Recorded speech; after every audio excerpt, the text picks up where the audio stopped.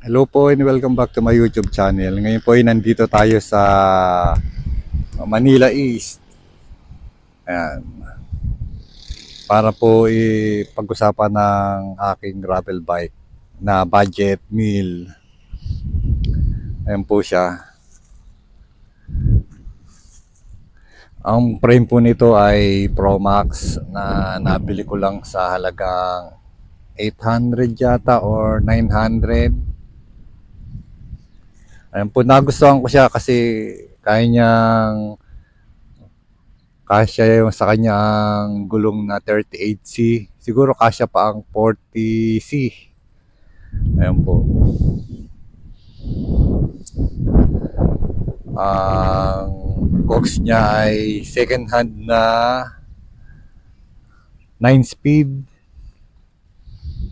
Ang kanya pong RDI MX-10 na nabili ko ng 150 pesos. Yan po. Ang gulong po niya ay folding. First time ko po nagkaroon ng gulong na folding. Ano po siya, nabili ko ng 300. Paris na. May kasamang isang interior. Ayan. Ang crankset po niya ay pang mountain bike. 175 po haba ng kanyang arm. Ang battle cage po niya ay pinalitan ko dati po, nakalagay dyan ay alloy. Lagi po lumuluwag kapag nauuga, kaya pinalitan ko siya ng may plastic. Ito po, ayan, lahat po ng bike ko mayroong ganito. Lagayan ng interior para po kapag na-flat. Yan po ang kanyang cockpit. Ang kanya pong shifter, yung mumurahin na FD shifter. Ayan.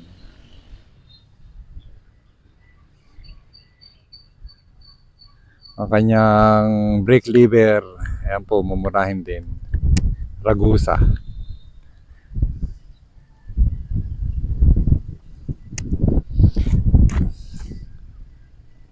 Ang kanya pong hub sa unan ay bakal na ball bearing.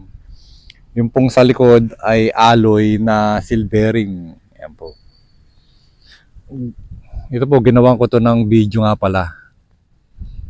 Kasi po wala na, malalim na yung kanal ng yung kanal niya sa loob, kaya sinapian ko ng plastic sa ilalim para kumagat.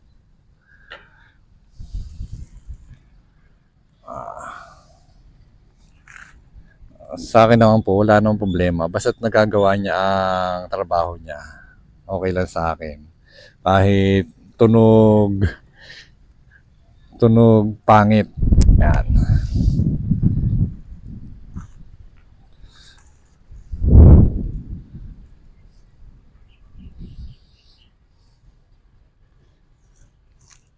Ang kanya pong fork ay B-brake na alloy. 700 ko lang yata ito nabili sa Marikina, taga Marikina. Nilagyan ko siya na adapter para maging disc brake, pero B-brake talaga siya.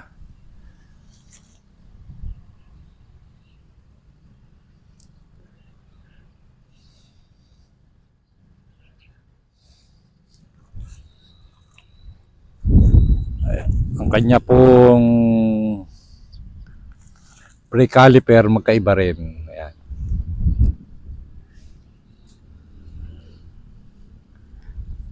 Magkaiba rin po ang rotor. Ang headset po niya magkaiba rin. Ang nasa ilalim ay seal bearing, ang ibabaw ay ball bearing.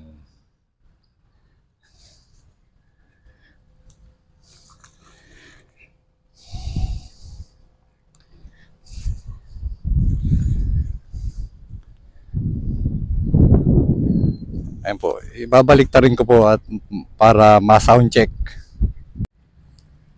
Sound check po tayo. Ayan. Ayan po, tunog basura. Pero okay lang po sa akin basta nagagawa niya ang trabaho niya.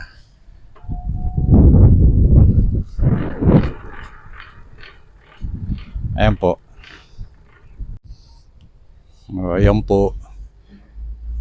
Hindi naman po para sa akin, hindi naman po importante kung bago, kung segunda mano. Basta masaya tayo. Yun lang po ang importante sa lahat. Kung sa segunda mano, kung kaya nyo namang ayusin, tayo naman po kasi nagbabuy and sell sa Facebook. Minsan bumibili tayo na may issue, basta kayang ayusin, walang problema. Ayan po.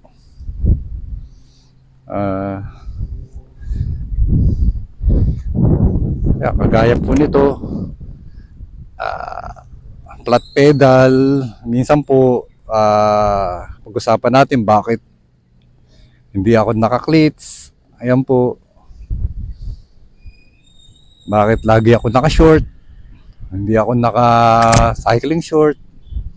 Ayan po, minsan po pag-usapan natin.